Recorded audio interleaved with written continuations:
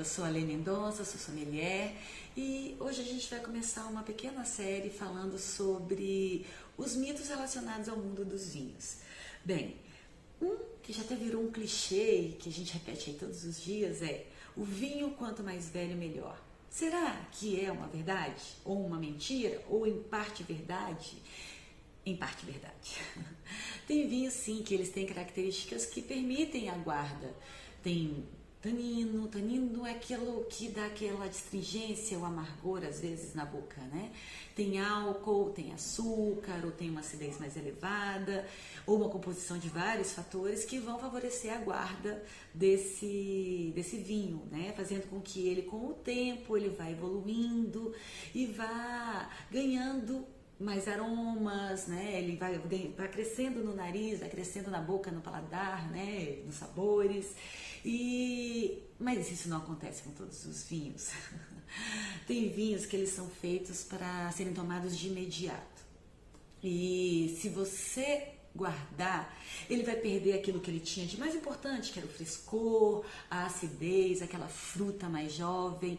Então, a gente precisa conversar com o sommelier, ou com o vendedor de vinho, ou com o produtor do vinho, para saber se aquele vinho é de guarda e quanto tempo a gente pode guardar, porque tem vinhos que podem ser guardados por 2, 3, 10, 50 anos, e o vinho ele vai evoluindo, aquele vinho que é de guarda, ele vai evoluindo até chegar no auge.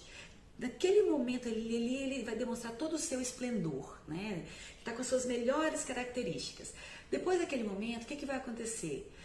Ele vai começar a perder aquelas características boas, ele vai começar a diminuir.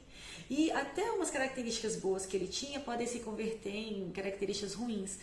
E se você toma um vinho nesse momento, né, quando ele já está decrescendo, ele está até decrépito, você vai achar que tomou um vinho ruim, e na verdade é porque você perdeu o time do vinho, né?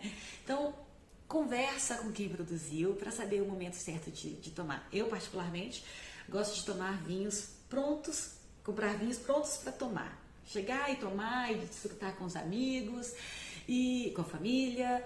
Mas, às vezes, a gente compra um vinho porque a gente sabe que aquele vinho ali, em um determinado momento, ele vai estar maravilhoso. Mas é bom a gente saber qual é o momento maravilhoso de tomar aquele vinho. Apesar de que o momento maravilhoso tem muito a ver com o momento de comemoração, com os amigos, né? Então a gente às vezes até toma um vinho antes da hora. Mas se você vai guardar para tomar no momento bom do vinho, é bom conhecer um pouquinho mais sobre ele. Bem, esse é um dos mitos que a gente viu que é meio verdade e meio mentira.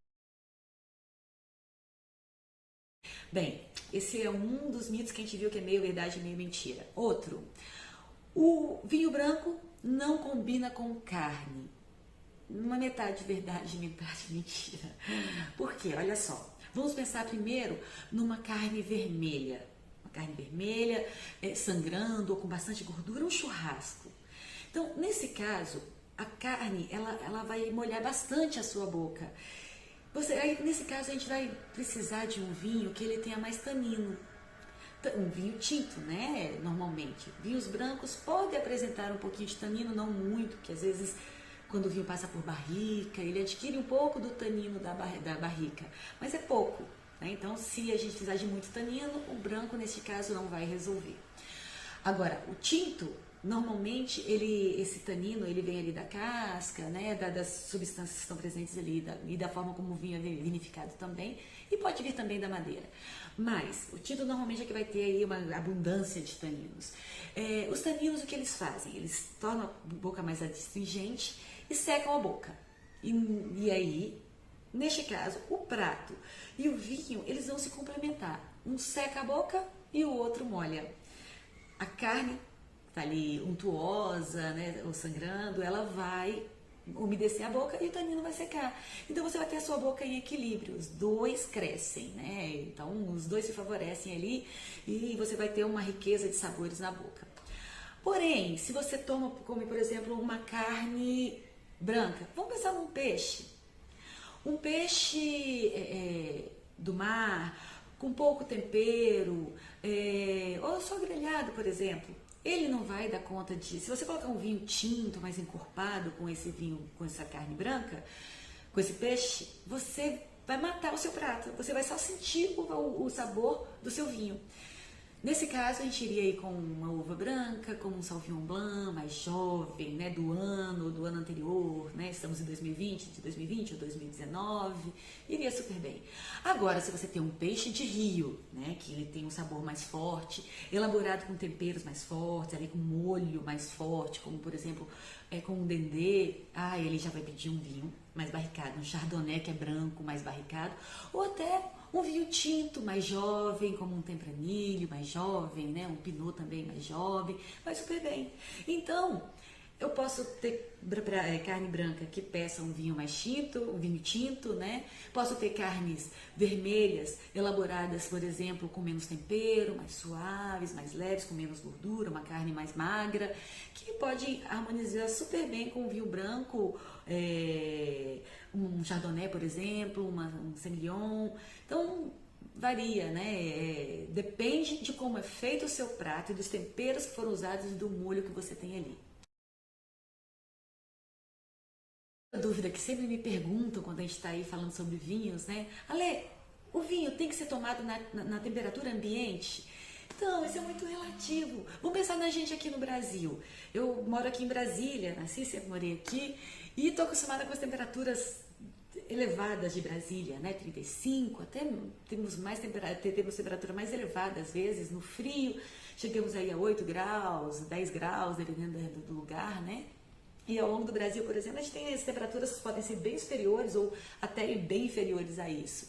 Imagina, você vai tomar um vinho tinto, mais encorpado, aquele vinho que ele pede uma temperatura ali de 18 graus, ou até mais, 20 graus, para você desfrutar do melhor que o vinho tem a te oferecer. E se tomar ele a 35 graus, o que vai acontecer? Quanto maior a temperatura, qual vai ser o comportamento do vinho? O álcool ele é volátil, né? Então, quanto maior a temperatura, mais ele vai volatilizar. Os aromas voláteis também vão sair, só que o álcool vai sair com mais facilidade e vai esconder os outros aromas e você vai perder muito do seu vinho. E o que acontece então se eu quiser tomar um vinho branco bem fresco, que eu quero favorecer a acidez dele? Se eu tomar 35 graus, morreu, eu não sinto acidez nenhuma, nem frescor nenhum. Eu preciso nesse vinho branco, mais fresco, mais jovem, eu preciso de uma temperatura aí de 10 graus, 12 graus, dependendo da uva, dependendo da forma como foi elaborado o vinho. Se eu tiver numa região, por exemplo, onde a temperatura está abaixo de zero, eu não posso tomar. Por quê? Vai estar muito abaixo. Eu preciso do frescor, eu preciso de sentir a acidez do meu vinho.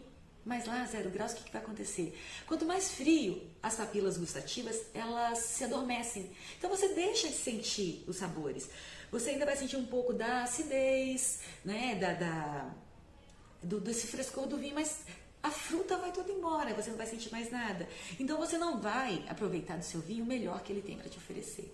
Então no vinho, normalmente, a maioria dos vinhos, não todos, vem ali com a temperatura de serviço, ali no contrarótulo, falando, olha, esse vinho deveria ser servido entre 10 e 14 graus, por exemplo. Tá bom? Então essa história de temperatura ambiente é só se você estiver num lugar que coincida a temperatura do ambiente com a temperatura que aquele vinho deve ser servido, porque cada vinho também tem uma temperatura ideal para ser servido. Tá joia? Qualquer dúvida, podem me procurar, estou no Instagram, ale.mendonca.vinhos. Espero que tenha sido útil aí as dicas que discutimos hoje. Até mais!